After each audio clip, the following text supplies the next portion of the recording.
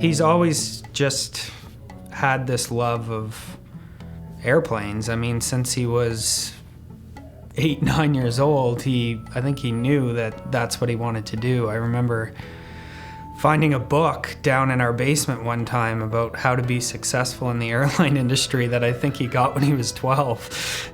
Frankly, without Joe's passion for growing aviation in Nova Scotia, we wouldn't have near the fleet and flights that we have coming to and from Halifax today. Hard work, dedication, commitment, a belief in the power of the team. Those are all values that I think Joe would live by.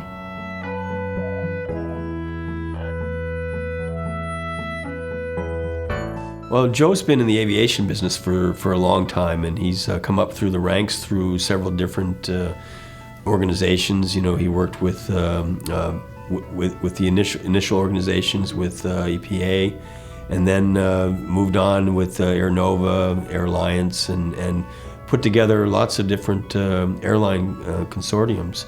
So I think there's got to be a passion there for aviation and for growing the aviation business.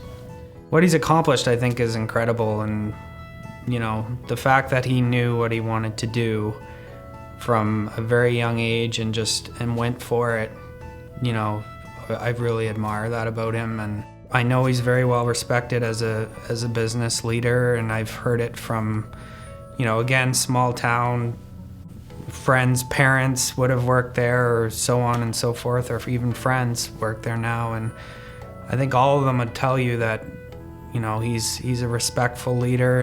The leaders of many organizations, when it comes to communicating, even designing product and service experience, they, for the most part, they speak to themselves.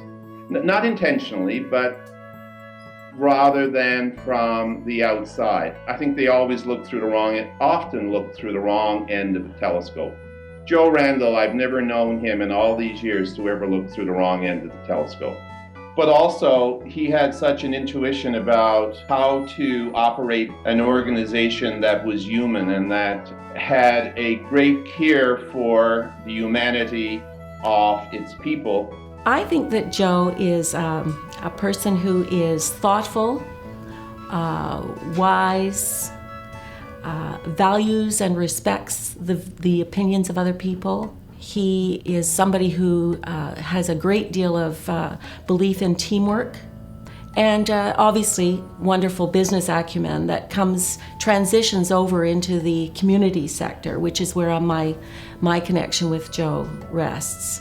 So I see somebody who is a very nice person, and somebody who I really enjoyed working with. He's such an accepting and encouraging person, and he's just always there to help, and he's always a part. He's not there to yell and to command and all this stuff. I think Dad really works as a team member, even though, he's got a little more responsibility or whatever. I think that he works with his staff. That's what I gather when I talk to them. They really have nothing but amazing things to say about him, and that makes me so proud of him because he really is so good to everybody. He's a good person. Whether it was, check-in agents or, everybody, pilots, flight attendants, everybody, he knew them by name, and they seemed to know him and seemed to all have some type of relationship with him, and I used to find that, very impressive, because I think it's very important for a leader to recognize and know everybody who actually makes it happen. We need business leaders to play a role and have social responsibility as well. I think we espouse those values in our country, and certainly we do here in our province and in our city. He has been obviously very successful in what he has accomplished with the regionalization of the airline. And I think we're very proud here in Nova Scotia to see JAS have its headquarters here and operations headed out of Nova Scotia. So I think that's a very important aspect.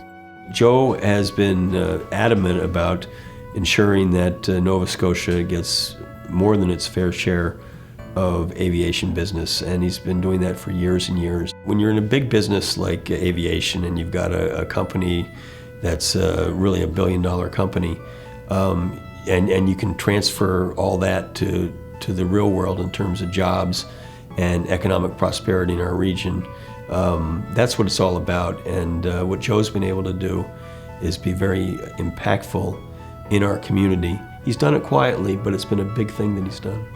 To see it all come and become what it is today from, basically his MBA and an idea he had when he was, younger than I am now, and then, turning that idea into what that business is today is a pretty amazing story.